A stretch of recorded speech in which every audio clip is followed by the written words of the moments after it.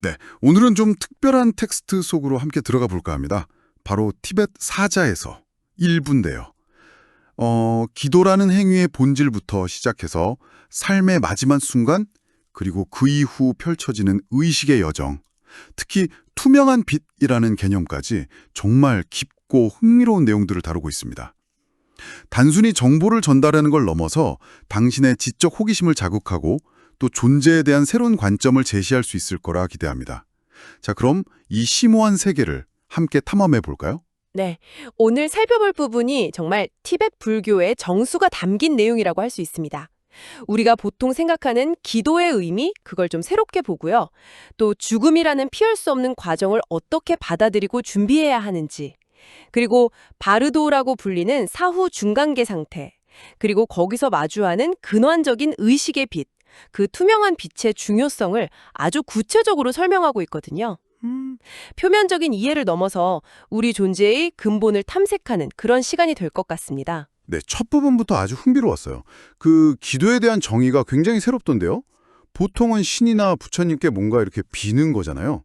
근데 여기서는 단순히 요청하는 행위가 아니라 우리 존재 전체의 진동 상태로 재정의를 하더라고요. 솔직히 진동 상태라는 게 약간 추상적으로 들리기도 하는데 이게 구체적으로 어떤 의미일까요? 네, 그게 아주 핵심적인 지적인데요. 이 텍스트는 진정한 기도가 그냥 입으로만 하는 말이 아니라고 강조해요. 기도하는 사람의 영, 혼, 육, 이 세 가지가 있잖아요. 이게 완전히 하나가 되어서 정말 진실된 메시지를 방출하는 상태. 바로 그 일치된 진동에 있다고 보는 거죠. 아, 내가 말하는 내용이랑 내 존재 전체가 발산하는 에너지가 일치해야 한다. 그렇죠. 그 진실성이 없으면 아무리 간절히 빌어도 그냥 공허한 외침에 불과하다는 거예요. 마치 라디오 주파수 맞히는 것처럼요. 내 존재 전체가 특정 진동수로 딱 조율되어야 소통이 가능하다. 뭐 이런 비유로 들리네요.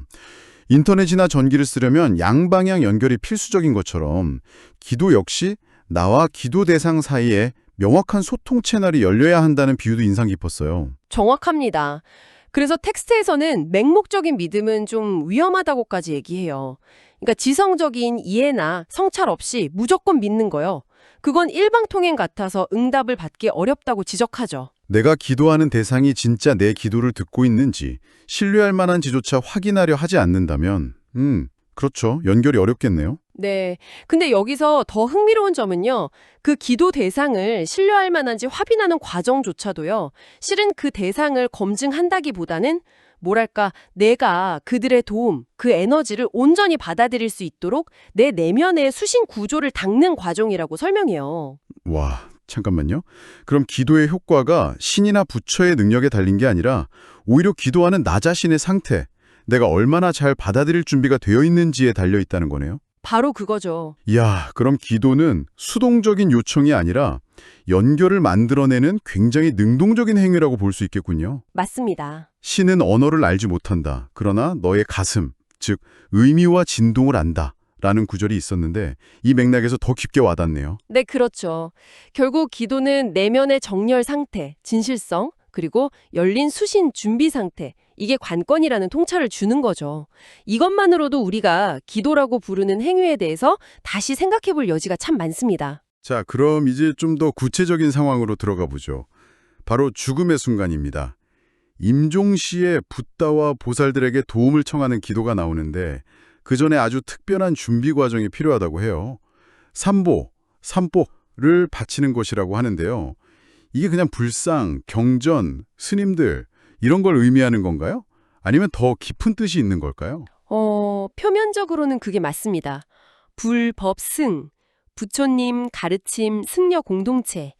근데 텍스트는 여기서 한 걸음 더 나아가서 훨씬 심오한 내적 의미를 강조해요. 첫째, 불은요, 외부에 있는 어떤 존재로서의 부처님만을 뜻하는 게 아니에요. 바로 나 자신의 내면에 이미 존재하는 불성, 그 깨달음의 씨앗을 상징하는 거죠. 아, 내 안의 신성 같은 거군요. 네. 지구라는 물질 세계에서는 이런 추상적인 개념을 표현하려면 불상 같은 형상이 필요하지만 본질은 내 안의 가능성이라는 거예요. 둘째, 법 역시 종이에 쓰인 경전 그 자체라기보다는요, 내 마음과 우주에 새겨진 근본적인 진리, 카르마를 포함한 우주의 법칙 같은 거요. 이게 물질적으로 드러난 형체라고 보는 거고요. 네네. 마지막으로 승은 특정 종교 집단을 넘어서요, 모든 존재는 근본적으로 하나이고 서로 연결되어 있다는 자비심, 즉 보살의 마음이나 전체성, 토탈리티를 상징한다고 봅니다. 모든 생명을 형제자매로 여기는 마음이죠. 아, 그렇군요. 이게 단순히 물건이나 대상을 바치는 행위가 아니라 내 안의 신성, 불, 우주의 진리, 법, 그리고 모든 존재와의 연결성, 승, 이 세 가지 근본 원리를 내가 인식하고 그걸 의식적으로 표현하는 행위군요. 정확합니다. 천지엔이나 영혼육처럼 존재의 전체성을 아우르는 상징으로 이해할 수 있겠네요. 실제 물건이나 상상으로도 가능하다고 하는데 중요한 건 역시 그 참된 의미를 알고 행하는 것이겠고요. 네, 맞아요. 물질적인 상징물을 쓸 수도 있고 또 고도로 훈련된 사람은 상상만으로도 각 상징에 해당하는 에너지를 구현할 수 있다고 해요. 근데 임종처럼 급박한 상황에서는 이런 물질적 준비가 어려울 수 있잖아요. 그렇죠. 그러니까 그 의미를 명확히 이해하고 마음으로 봉헌하는 게 중요하다고 강조하죠. 의미를 모르고 그냥 형식적으로 하는 건 아무런 힘이 없다고까지 얘기합니다. 아, 그리고 향을 피우는 것도 나오는데 이것 역시 단순히 분위기 조성이 아니라 공간과 마음을 정화하고 집중을 돕는 구체적인 방편으로 언급되고요. 네. 자, 그럼 이제 그 삼보봉헌 이후에 드리는 실제 기도 내용을 좀 보죠. 시방, 그러니까 온 우주의 모든 붓다와 보살들에게 자비를 구하면서 시작하는데요. 죽음을 맞이한 이가 겪는 그 극심한 외로움, 혼란, 의지할 곳 없는 막막한 상태를 아주 생생하게 묘사하더라고요. 마치 거친 파도에 휩쓸리는 작은 배처럼 까르마의 힘에 이끌려서 어디로 가는지도 모르는 그런 상황을 그리고 있죠. 네, 그 묘사가 아주 잘절한데요. 여기서 또 흥미로운 설명이 나와요. 붓다와 보살들이 특정 장소에 고정되어 있으면서도 마치 태양처럼요, 그들의 자비로운 빛이나 어떤 특별한 사자를 통해서 어디든 도움을 줄 수 있다는 점이에요. 아, 태양이 직접 오지 않아도 햇빛이 도달하는 것처럼요. 그렇죠. 그리고 이 기도의 가장 파격적인 부분은요, 단순히 제발 도와주세요 하고 애원하는 걸 넘어선다는 점입니다. 맞아요. 바로 그 부분. 기도의 논리가 좀 특이했어요. 나는 본래 당신들과 같은 부처이고 당신들은 모든 중생이 해탈할 때까지 열반에 들지 않겠다고 위대한 맹세를 했으니 그 맹세에 따라 지금 고통받는 나를 돕는 것이 마땅합니다. 이런 식으로 주장하는 거잖아요. 네. 이건 단순한 간청이라기보다는 어떤 법칙과 서원에 근거한 요구나 명령처럼 들리기까지 하는데요. 이게 자칫 좀 오만하게 들릴 수도 있지 않을까요? 텍스트에서는 이 부분을 어떻게 설명하나요? 아주 중요한 질문이에요. 근데 이게 오만함과는 거리가 멀어요. 왜냐하면 개인적인 감정이나 어떤 자격에 호소하는 게 아니거든요. 이건 우주적인 진리, 즉 나는 본래 부처다라는 진리하고 붓다들 스스로 세운 서원, 그 중생구제의 약속, 이 두 가지 불변의 법칙에 근거해서 호소하는 거예요. 아, 법칙에 근거한 거군요. 네. 그러니까 당신들이 세운 법칙과 약속에 따라 행동하십시오라고 요구하는 거죠. 이게 감정적인 간청보다 훨씬 강력한 힘을 가진다고 봐요. 텍스트에서는 이게 신들의 움직이는 방법이고 상대방, 즉 붓다들이 거절할 수 없도록 모든 핑계를 차단하고 도울 수밖에 없는 상황을 만드는 아주 고도의 지혜로운 전략이라고 설명합니다. 와, 정말 놀라운 관점이네요. 기도가 그냥 비는 행위를 넘어서 법칙을 이해하고 그걸 활용해서 원하는 결과를 만들어내려는 의식적인 행위로까지 확장되는군요. 기도의 마지막에 외치는 사마야, 이 구절도 예사롭지 않던데요. 이게 우리가 아는 아멘하고는 어떻게 다른 건가요? 네, 아멘이 주로 그렇게 되기를 동의합니다. 또는 진실로 그렇습니다. 이런 확인과 동의의 의미가 강하다면요. 이 텍스트에서 설명하는 사마야는 그보다 훨씬 강력한 의미를 지닙니다. 반드시 그렇게 이루어질지어다 라는 선언이자 명령에 가까워요. 명령이요? 네, 단순한 동의를 넘어서 기도한 내용이 현실로 창조되도록 확정짓는 어떤 주술적인 힘까지 내포한다고 볼 수 있죠. 그리고 이 기도의 효력이 딱 한 번으로 끝나는 게 아니라 해탈할 때까지, 즉 윤회의 고리가 끊어질 때까지 계속된다고 선언하는 것. 이건 역시 중요한 창조 행위라고 보고요. 한 번의 진실된 기도로 영원한 보호와 인도를 확보한다. 와, 정말 대단한 선언인데요. 물론 이것도 그냥 입으로만 외치는 게 아니라 아까 말씀하신 그 영혼육 전체의 진실된 진동으로 발해야 그 힘이 제대로 발휘되겠죠. 당연하죠.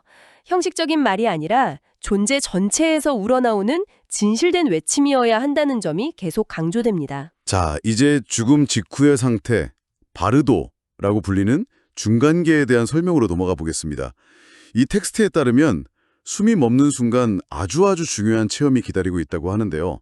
바로 투명한 빛, 클리어 라이트를 만나는 순간입니다. 네, 맞습니다. 육체의 외부 호흡이 완전히 멈추고요. 우리 몸 안에 미세한 생명 에너지, 프라나라고 하죠. 이게 육체의 중심 통로, 보통 척추선을 따라 흐른다고 알려져 있는데 거기로 모여들 때 우리의 가장 근원적인 의식은 투명한 빛을 경험하게 된다고 합니다. 투명한 빛. 네. 이 빛은 마치 텅 빈 허공 같아서 중심도 경계도 없고요. 그 어떤 형태나 색깔도 초월한 순수한 빛 그 자체라고 묘사돼요. 이게 바로 우주적 실제의 본질, 불교에서 말하는 공, 슈녀타이면서 동시에 살아있는 순수한 지성, 관자재보살로 의인화되기도 하죠. 즉, 우리 자신의 가장 순수한 마음 그 자체라는 거예요. 와, 정말 심오한 개념이네요. 근데 이 빛이 바로 우리 자신의 본성이고 궁극적인 실체라면 왜 알아보기가 그렇게 어렵다는 걸까요? 이 빛을 알아보고 그 안에 머무르기만 하면 즉시 해탈, 완전한 깨달음에 이른다고 하는데요. 바로 그 점이 핵심입니다. 대부분의 사람들은 평생 물질적인 형태나 감각적인 경험에 너무 익숙해져 있잖아요. 그렇죠. 그래서 이렇게 형태도 없고 경계도 없는 순수한 빛을 마주했을 때 그게 뭔지 알아보지 못하고 오히려 두려움을 느끼거나 그냥 무시하고 지나쳐버린다고 해요. 마치 눈부신 태양을 정면으로 보지 못하는 것처럼요. 그래서 이 빛을 놓치게 되면 그 이후에 여러 단계의 복잡한 중간계, 즉 바르도 여정을 거치게 된다는 거죠. 그 과정에서 여러 환영 같은 것들을 겪게 된다고 설명하는데 마치 영화 장면처럼요. 구체적으로 어떤 현상들이 나타나는 건가요? 그게 좀 복잡하게 느껴지던데요? 네, 좀 그렇죠. 텍스는 몸을 구성하는 요소들, 지수와 풍이라고 하죠. 흙, 물, 불, 바람, 그리고 의식의 여러 층위가 단계적으로 해체되면서 그에 상응하는 내적인 심상들이 나타난다고 해요. 예를 들면 흙의 요소가 물의 요소로 녹아들 때는 아지랑이나 신기루 같은 환영이 보이고요.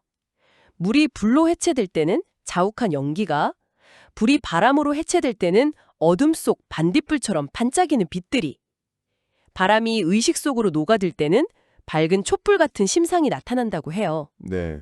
그 후에도 의식의 더 미세한 층들이 해체되면서 달빛 밝은 하늘, 햇빛 찬란한 하늘, 칠흑 같은 어둠, 이런 것들을 차례로 경험하고 이 모든 과정의 마지막에 새벽 동틀녘 같은 미묘하고 투명한 빛이 나타나는데 이게 바로 모든 것이 궁극의 투명한 빛 속으로 완전히 용해되기 직전의 징조라고 합니다. 와, 정말 상세하네요. 마치 의식이 물질 세계에서 분리돼서 근원으로 돌아가는 과정을 단계별 로드맵처럼 보여주는 것 같아요. 중요한 건 이 각각의 현상들을 다 외우는 것보다 뭐랄까, 지금 내 의식이 이런 변화를 겪고 있구나 하고 알아차리는 것, 그리고 최종적으로 투명한 빛을 인식하고 받아들일 준비를 하는 것, 이게 중요하겠군요. 정확합니다. 이 징조들은 수행자가 자신의 현재 상태를 파악하고 당황하지 않도록 돕는 이정표 같은 거예요. 이 해체 과정의 속도나 투명한 빛을 경험하는 시간의 길이는 사람마다 다른데요. 생전에 얼마나 마음 닦는 수행을 했는지, 또 의식과 에너지의 통로, 차크라 등으로 불리기도 하죠, 이게. 얼마나 열려 있는지, 그리고 쌓아온 업, 카르마에 따라서 크게 달라진다고 합니다. 수행 정도에 따라서 다르군요. 네. 수행이 깊은 사람은 이 과정이 좀 천천히 진행되고 투명한 빛 상태에 더 오래 머물 수 있어서 인식할 기회가 많지만 그렇지 못한 경우, 특히 좀 부정적인 삶을 살았거나 내면의 통로가 막힌 사람은 이 모든 과정이 정말 눈 깜짝할 사이에 지나가 버릴 수도 있다고 경고해요. 그렇기 때문에 임종시 역대서 이 가르침을 읽어주는 것이 중요하다고 강조하는 거군요. 의식이 아직 남아있는 동안 이 빛을 알아볼 수 있도록 안내해 주는 곳이죠. 네. 그래서 텍스트나 관련 자료들에서는 이 내적 호흡이 남아 의식이 중심 통로에 머무는 기간을 대략 2, 3일에서 길게는 4일 반 정도로 보기도 합니다. 이 결정적인 시기에 대한 이해가 중요하죠. 그런데 이 모든 이야기가 단순히 죽음 이후의 세계에 대한 어떤 신비로운 설명으로만 그치지 않는 것 같아요. 이 텍스트가 놀랍게도 살아있는 지금 이 순간에도 이 투명한 빛을 체험하고 훈련할 것을 강조하더라고요. 죽음을 기다릴 필요 없이 지금 여기서 이 근원적인 실제와 연결될 수 있다는 건데요. 당신도 이 개념과 어떻게 연결될 수 있을까요? 맞습니다. 투명한 빛은 어떤 특별한 상태에서만 나타나는 게 아니고요. 사실 지금 이 순간에도 우리 주변과 내면에 항상 존재한다고 해요. 단지 형태와 색깔, 물질적인 것에 익숙한 우리의 감각으로는 잘 인식이 안 될 뿐이라고 설명하죠. 아, 태양빛이나 전등빛 같은 가시광선 너머의 빛인가요? 네, 그런 가시광선과는 좀 다른 그 공간 자체를 채우고 있는 보이지 않는 근원적인 빛을 말하는 거죠. 훈련 방법으로는 눈을 뜬 상태에서 특정 공간에 투명한 빛 기둥이 나타났다고 생생하게 상상하고요. 마음의 손이나 실제 육체의 손으로 그 빛 기둥 안으로 들어가 보려고 시도하는 것이 제시됩니다. 그런데 이게 생각처럼 쉽지 않다고 경고하는 부분이 또 흥미로웠어요. 이 투명한 빛은 본질적으로 더 높은 차원, 5차원 등으로 묘사되던데요. 거기에 속하기 때문에 우리의 3차원적인 육체가 그대로 쉽게 들어갈 수 없다는 거죠. 네, 그렇죠. 억지로 들어가려 하면 신기루처럼 느껴지거나 만약 쉽게 들어가지거나 만져진다면 그건 이미 내 관점에 맞춰서 빛의 순수한 진동수를 떨어뜨려 인식하는 것일 수 있다고요. 네, 일종의 창문의 벽이 있는 셈이죠. 그래서 진정한 연결을 위해서는 두 가지 접근이 가능하다고 봐요. 하나는 내 육체와 의식 자체를 더 정화하고 투명하게 만들어서 고차원의 진동에 스스로를 맞추는 것이고요. 다른 하나는 반복적인 훈련을 통해서 두 차원 사이에 일종의 연결 통로를 구축하는 것입니다. 어느 쪽이든 꾸준한 노력과 내면의 정화가 필요하다는 거 시사하죠. 여기서 중요한 질문이 생깁니다. 이 훈련은 단순히 빛을 느끼는 것을 넘어서 우리 존재 자체를 변형시키는 과정일 수 있다는 거죠. 실제로 이 훈련 과정에서 예상치 못한 강렬한 내적 충동이나 신체적 반응이 나타날 수도 있다고 하는데요. 예를 들어 갑자기 이유 없는 분노가 폭발한다거나 피부에 문제가 생기는 등의 현상이요. 이건 왜 그런 건가요? 아, 투명한 빛은 지극히 순수하고 높은 진동을 지녔고 또 강력한 에너지를 품고 있기 때문이라고 설명해요. 열기로 묘사되기도 하고요. 그것과 접촉하는 건 마치 강력한 정화장치에 들어가는 것과 같아서 내 안에 잠재되어 있던 부정적인 에너지나 카르마 찌꺼기들이 표면으로 드러나면서 격렬하게 반응할 수 있다는 거죠. 아, 정화 반응 같은 거군요. 네. 그리고 또 육체의 세포가 이 높은 진동에 적응하는 과정에서 일시적인 손상과 재생 과정을 겪으면서 피부 트러블 같은 물리적인 증상이 나타날 수도 있고요.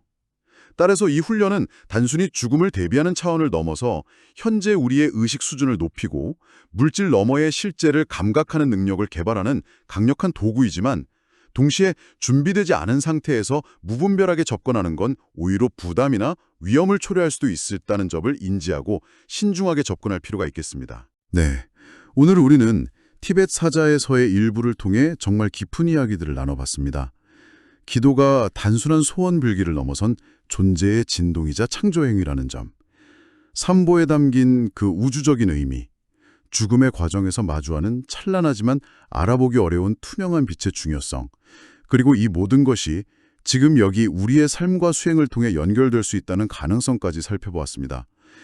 이 심오한 가르침들이 당신에게는 어떤 울림을 주었나요? 마지막으로 한 가지 생각해 볼 거리를 던져드리고 싶습니다.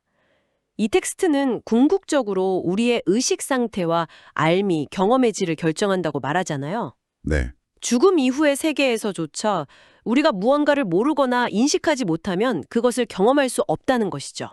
그렇다면 혹시 지금 이 순간 우리가 살고 있는 이 물질 세계에서도요? 우리가 아직 갱염화하지 못했거나 혹은 우리 인식의 틀에 가두어 버렸기 때문에 경험하지 못하고 있는 그런 미지의 가능성들이 무수히 존재하고 있지는 않을까요? 예를 들어서 이 텍스트에서처럼 빛 자체가 지성을 가지고 우리와 소통할 수 있는 존재라면 우리는 왜 그것을 평소에 느끼지 못할까요? 어쩌면 우리의 고정된 물질 중심적 사고방식이 그 무한한 가능성의 문을 스스로 닫아버리고 있는 것은 아닐지. 이 텍스트는 존재와 의식의 무한한 깊이를 탐구하도록 우리를 끊임없이 초대하는 것 같습니다.